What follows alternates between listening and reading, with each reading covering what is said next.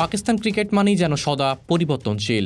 দেশটির ক্রিকেট বোর্ডের কোন পদে কখন কে আসীন হন, কার হঠাৎ চাকরি চলে যায় কিংবা কখন কে পদত্যাগ করেন তা মনে রাখাই দায়। কিছুদিন পর খেলোয়াড়দের নিয়েও এ ধরনের দ্বিধা সৃষ্টি হতে পারে। কে কখন অবসর নেবেন কিংবা অবসর ভেঙে আবার আন্তর্জাতিক ক্রিকেটে তা সঙ্গে সঙ্গে টুকে রাখা ছাড়া হয়তো উপায় থাকবে না। এবার যেমন অবসরের মিছিল শুরু হয়েছে, যাতে সর্বশেষ যুক্ত হয়েছেন আন্তর্জাতিক ক্রিকেট ইতিহাসে সবচেয়ে লম্বা খেলোয়াড় মোহাম্মদ ইরফান।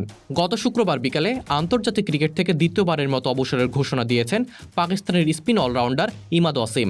গত শনিবার সকালে ইমাদের পথ অনুসরণ করেছেন তারকা ফাস্ট বোলার মোহাম্মদ আমির। তিনিও জাতীয় দল থেকে অবসরের সিদ্ধান্ত নিয়েছেন দ্বিতীয়বারের মতো। শনিবার রাতেই একই ঘোষণা দিয়েছেন আরেক বাঁহাতি পেসার মোহাম্মদ ইরফানও।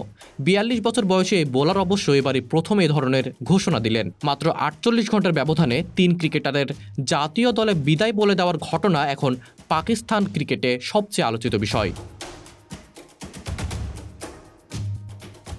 শনিবার রাতে সামাজিক যোগাযোগ মাধ্যম এক্সে অবসরের ঘোষণা দিয়েছেন ইরফান। দীর্ঘদেহী পেসার লিখেছেন, আমি আন্তর্জাতিক ক্রিকেট থেকে অবসরের সিদ্ধান্ত নিয়েছি।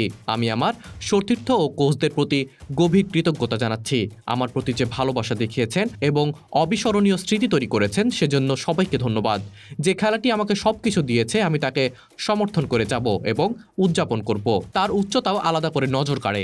7 ফুট 1 ইঞ্চি উচ্চতার এই বোলার আন্তর্জাতিক ক্রিকেট ইতিহাসে সবচেয়ে লম্বা খেলোয়াড়। এ কারণে তিনি টাওয়ার অব ক্রিকেট নামেও পরিচিত। ইরফানের অবসর নেওয়াটা অবশ্য আনুষ্ঠানিকতাই। বয়স 40 পার হয়ে গেছে 2 বছর আগেই। তার উপর পাকিস্তানের হয়ে সর্বশেষ ম্যাচ খেলারও 5 বছর পেরিয়ে গেছে। বাঁহাতি এই পেসার পাকিস্তানের হয়ে 3 সংস্করণ মিলিয়ে 86 ম্যাচ খেলেছেন।